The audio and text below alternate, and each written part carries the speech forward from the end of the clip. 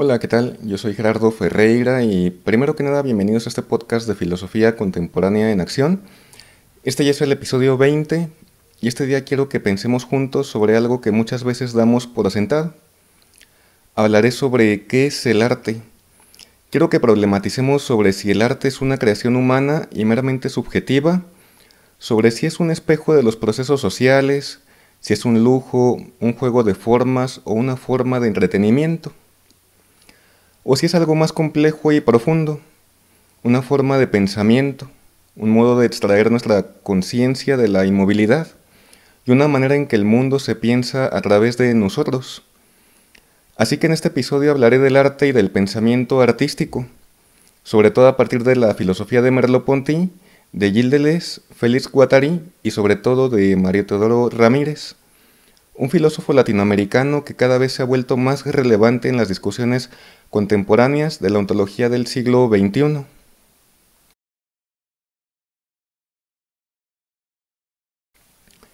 En la década de los años 80, ya del siglo XX, siguiendo y desarrollando las inquietudes filosóficas de Merleau-Ponty, Mario Teodoro Ramírez en sus libros La filosofía del quiasmo y En cuerpo y arte para una estética merleau-pontiana, además de proponerse pensar filosóficamente el arte y los conceptos que se desprenden de él, también se proponía superar dos formas de empobrecimiento de la realidad.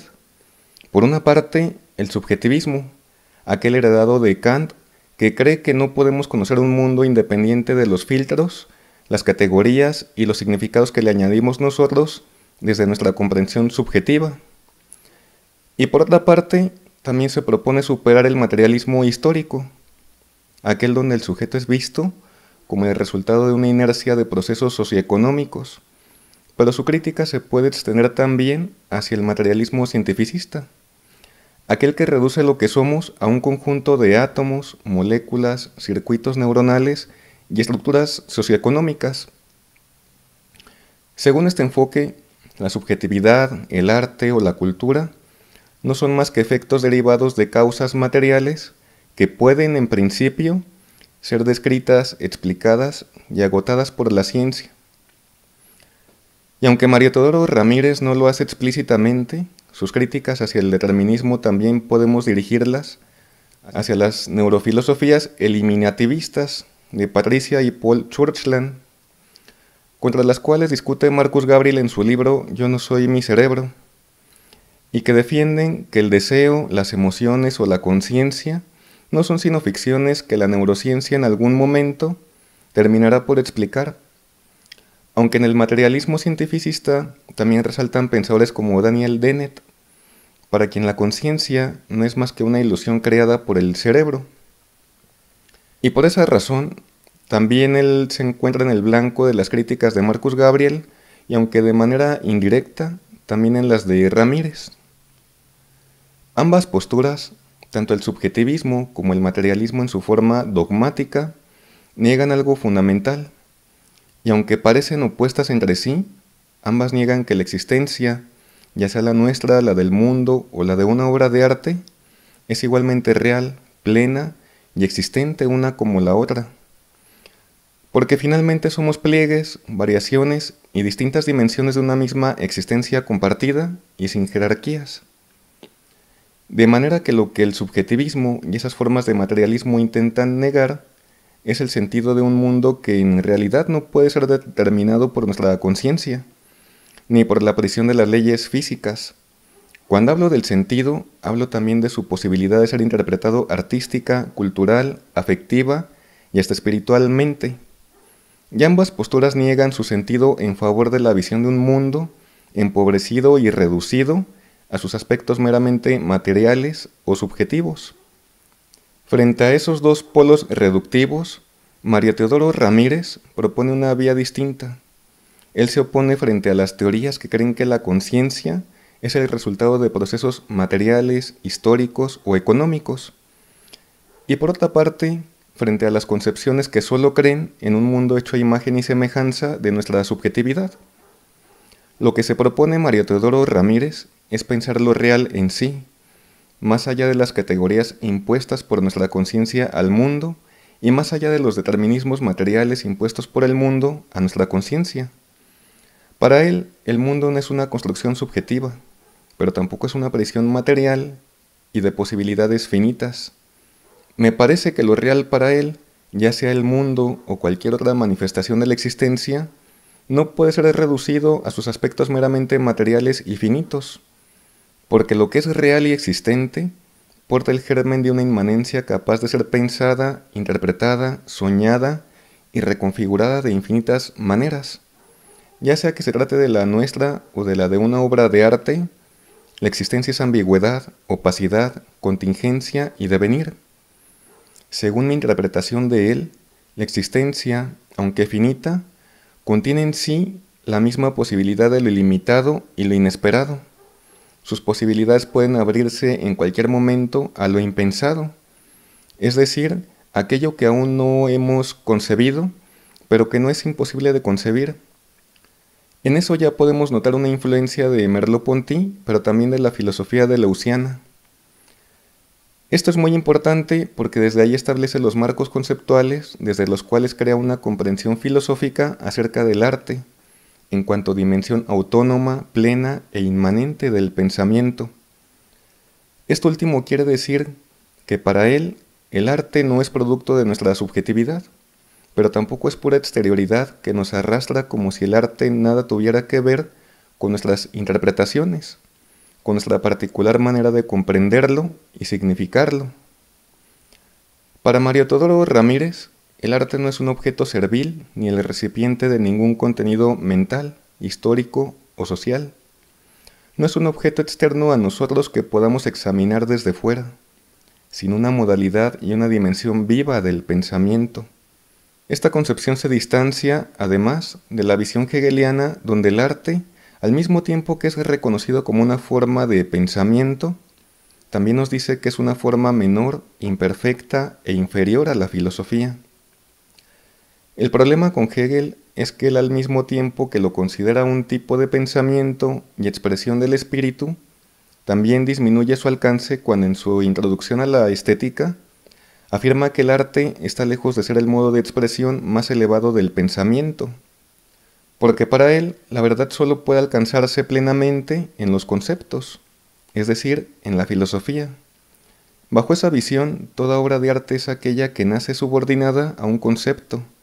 Para él, el arte nace como mera representación y como el recipiente de un contenido conceptual que es transportado en ella, y el cual tendríamos que volver evidente mediante la reflexión filosófica. De manera que quienes piensan que interpretar una obra de arte es volver evidente el concepto que representa, también asumen que el arte es una forma menor y disminuida de pensamiento frente a la filosofía. Frente a esa versión limitada del pensamiento artístico que nos heredó Hegel, Mario Teodoro Ramírez, al igual que Merleau-Ponty y Deleuze, él también se opone a esa jerarquía. Para ellos, el arte no es un pensamiento disminuido, sino un pensamiento tan pleno como el científico o el filosófico. El arte es una dimensión encarnada del pensamiento, un pliegue, un nudo o una variación más de él. Pero es un pensamiento que no se expresa con conceptos, sino con sonidos, colores, gestos, afectos y con cuerpos. Pero no por expresarse sensiblemente es menos pensante. Por esa razón Merleau-Ponty, en su fenomenología de la percepción, defendía que una obra de arte puede significar el mundo con tanta profundidad como un tratado de filosofía. Por ejemplo, un cuadro de Cézanne, con sus pinceladas que construyen la forma a través del color, nos invita a percibir el mundo de una manera que ningún concepto podría encerrar. Pero de igual manera, una sinfonía de Mahler, un poema de Vicente Huidobro, no son el recipiente de un concepto. Son formas de pensar el mundo de una manera sensible, con sensaciones y de un modo que ninguna teoría conceptual podría suplir. Así como el arte tampoco puede suplir a la filosofía o la ciencia. Pero de la misma manera, siempre que queremos comprender conceptualmente cualquier obra de arte, como puede ser la música, ya no estamos haciendo música, sino filosofía. Para Mario Teodoro, el arte no es producto de nuestra mera voluntad, ni nuestro pensamiento puede ser anulado ni subordinado por ninguna significación fija, ni norma anclada a la obra de arte, porque el arte no crea identidades fijas, sino que nos extrae constantemente de ellas. Por eso el trabajo creativo del artista vuelve a comenzar con cada nueva pincelada, con cada trazo, cada interpretación y cada gesto. Con esto quiero decir que ninguna obra nace subordinada a la subjetividad de su creador, ni a ningún contexto histórico o social encriptado en ella, como podría sugerir aquella tradición posmoderna que distorsionó la herencia hegeliana y entendió que el arte no es solo la representación de un concepto, sino el recipiente de un contenido mental, histórico, social o económico que tendríamos que volver evidente en nuestra interpretación de la obra. Contrario a cualquiera de esas posturas, para Ramírez el arte no es el recipiente de ningún contenido mental, social ni histórico que deba ser extraído cuando interpretamos una obra de arte. Ni el pensamiento es una herramienta servil y mucho menos al servicio de ningún significado necesario, ley o norma que nos diga cómo debemos pensar. El pensamiento es el movimiento mismo de la conciencia, su respiración y lo que le extrae de cualquier significado que pretenda dejar inmóvil nuestra comprensión. Siempre que renunciamos a crear, emitir una crítica y replantear todo aquello que nos crea pensantes, no solo traicionamos al pensamiento, sino que lo anulamos. Cuando renunciamos a replantear nuestros conceptos, no solo traicionamos a la filosofía, sino que la convertimos en mera ideología. Pero cuando renunciamos a reconfigurar el sentido de una obra de arte y a liberarla de cualquier norma que pretenda frenar su sentido, no solo traicionamos al arte, sino que lo convertimos en una tecnología de control y dominación, o como podría haber dicho Michel Foucault a partir de su libro Vigilar y Castigar, cuando el pensamiento artístico o filosófico se vuelven serviles o se convierten en instrumentos de algo más, pierden su estatus de pensamiento y se convierten en instrumentos de control o adoctrinamiento a fin de cuentas.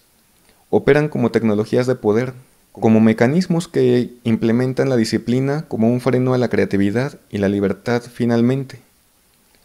En muchos de los casos, estas tecnologías operarían al servicio de los intereses más bajos y viles de quienes quieren mantener inmóvil el sentido del pensamiento, el conjunto de sus posibilidades propias e inmanentes.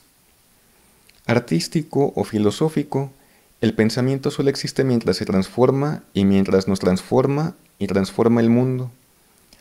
Por eso hoy más que nunca necesitamos rescatar la potencia del pensamiento artístico, no como adorno ni como entretenimiento, sino como una forma real de pensar, de existir y de resistir. El arte, en cuanto a apertura del pensamiento, de su sentido, nos da la certeza de que la realidad no está cerrada, que siempre es posible otro mundo, otra forma de ver, de sentir y de existir. Y bueno, hasta aquí dejaré este episodio del día de hoy. Antes de despedirme, quiero agradecer a quienes llegaron hasta esta parte del video.